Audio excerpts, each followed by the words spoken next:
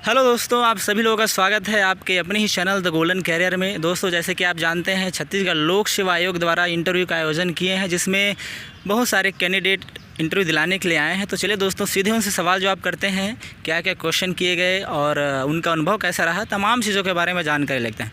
तो मैडम, आपका नाम क्या है मैडम? मेरा नाम सुनंदा सिंह है। सबसे पहले सबका एक बार नाम लेते हैं, फिर अब आपका नाम सर? हिलेश्वर चंद्र। और आपका नाम मैडम? कृतिका प्रधान। अच्छा, तो आप सभी लोगों का स्वागत है मैडम। Thank you. मैडम, सबसे पहले ये बता दीजिए कि आपका जो एजुकेशन बैकग्राउंड है वो क्या है मैडम? मैंने डिजिटल कम्युनिकेशन से एमटेक किया हुआ है। जी जी। मैंने इलेक्ट्रॉनिक्स एंड टेलीकम्युनिकेशन से वो किया था, ग्रेजुएशन किया था। हाँ। तो मैडम, एजुकेशन बैकग्राउंड से कुछ सवाल किए गए मैडम? हाँ सर, बिल्कुल। एजुकेशन बैकग्राउंड से ही ज़्यादातर क्वेश्चन पूछे गए। जी जी। जैसे कि मेरा डिजिटल कम्युनिकेशन मेरा पोस्ट ग्रेजुएशन है, तो उससे सैटेलाइट के बारे में, मोबाइल कम्युनिकेशन के बारे में क्वेश्चन किए गए। हाँ। अच्छा, मतलब एजुकेशन बैकग्राउंड का भी फ़ायदा रहा। तो मैडम, आपको कौन सा पैनल मिला था मैडम? मुझे सोनवारी सर का पैनल मिला। तो कैसा रहा मैडम पैनल? बहुत अच्छा था, बहुत कोऑपरेटिव थे सर लोग। अच्छा। हाँ। तो क्या क्या सवाल पूछे गए और कुछ ऐसे पर्सनल, मतलब लाइफ से कुछ? नहीं, पर्सनल लाइफ से तो बस हॉबी से ही, जो मैंने हॉबी बागवानी डाली थी तो उसके क्वेश्चंस हुए। और सोनवानी सर ने अंतरिक्ष यान के बारे में पूछा, छत्तीसगढ़ की योजनाएं के बारे में पूछा, जो कि हमेशा चर्चित रहते हैं। हाँ। तो मैडम, ये आपका कितना अटेम्प्ट है मैडम? ये मेरा सेकेंड अटेम्प्ट था इंटरव्यू का। अच्छा, सेकेंड अटेम्प्ट है। तो मैडम, आपने इसमें और क्या प्रयास किए मैडम? मैंने इंटरव्यू को ही सुधारने की कोशिश की थी, क्योंकि उस समय मेंस के समय तो एक के बाद एक हुआ था। 2019 का मेंस, 20 का मेंस, तो क्या हुआ था, समय ज़्यादा मिला नहीं था। लेकिन इंटरव्यू के समय में थोड़ा जो समय मिला, उसमें मैं जैसे कि मेरा इंटरव्यू में पिछले बार मार्क्स थोड़ा कम था, वैसा लगा मुझे, तो उसमें सुधार करने की कोशिश की कि कैसा मुझे अपना बिहेवियर रखना है, कैसा मुझे अपने आप को प्रेजेंट करना है। तो उसमें थोड़ा बहुत काम। मैडम, आपने कहीं कोचिंग इंस्टीट्यूट का सहारा लिया है मैडम? नहीं, शुरुआत में मैंने सहारा लिया था। हमारे ट्यूटोरियल्स में जो है वो उसका क्लास लिया जाता है, तो वहाँ मैंने किया था। बाकी पूरा सेल्फ स्टडी से आपने किया है।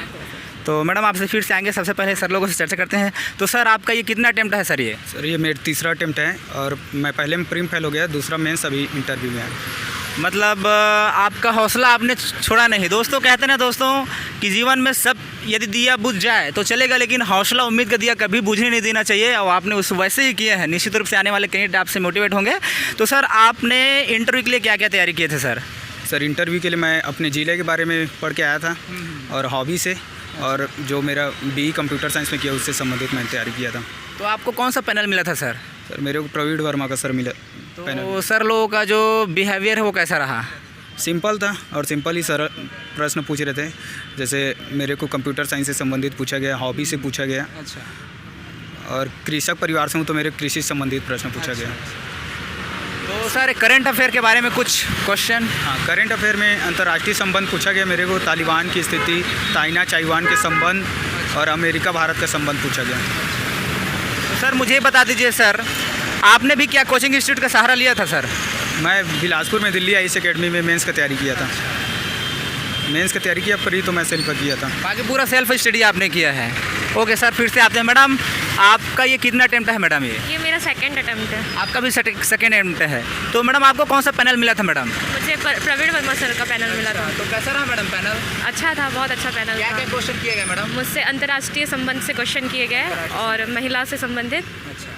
बीजापुर से कोई क्वेश्चन नहीं हुए थे अच्छा। मेरे क्षेत्र को लेके, और हॉबी से रिलेटेड क्वेश्चन हुए। तो आपका हॉबीज़ क्या है मैडम? मेरा हॉबी कैलीग्राफी करना है, तो उन्होंने पूछा कि कैलीग्राफी से क्या तात्पर्य है आपका। अच्छा। ये क्या होता है।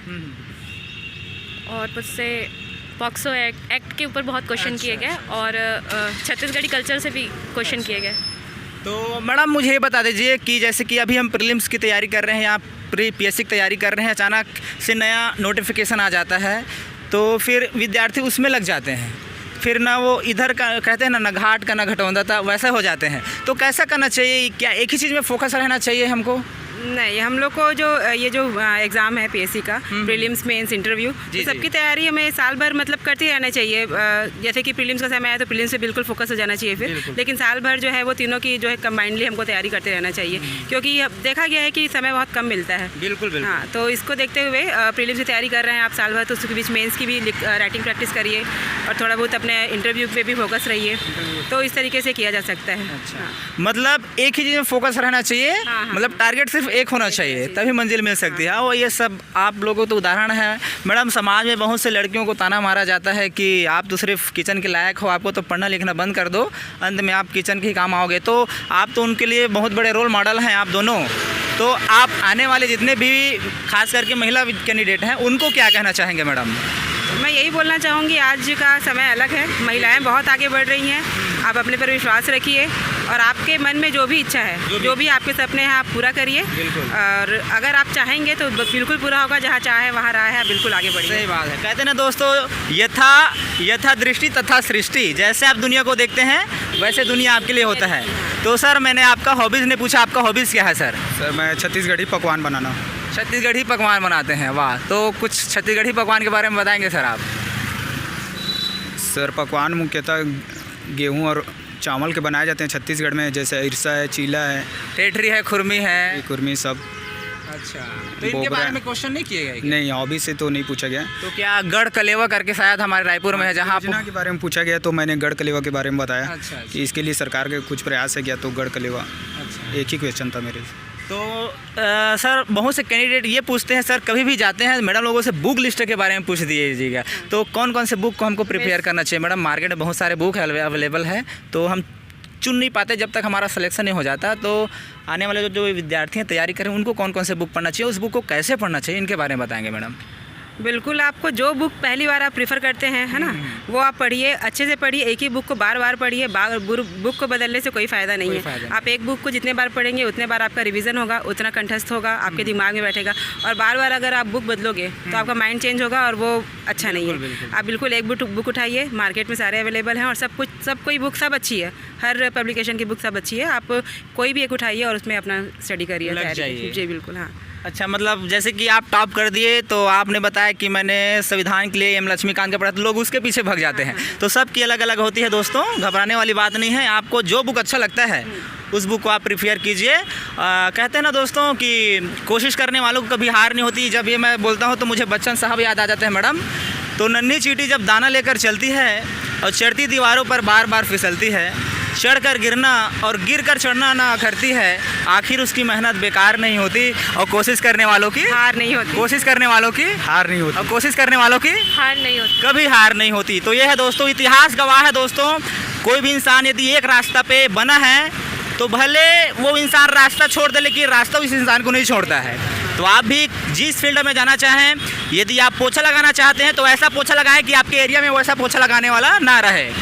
तो आप लोगों का बहुत बहुत धन्यवाद मैडम, और आशा करते हैं कि जो फाइनल लिस्ट है उसमें आपका नाम बिल्कुल रूप से दर्ज हो, ताकि हम फिर से इंटरव्यू लेने के लिए आपके पास आएँ। बहुत बहुत धन्यवाद। Thank you so much. Thank you.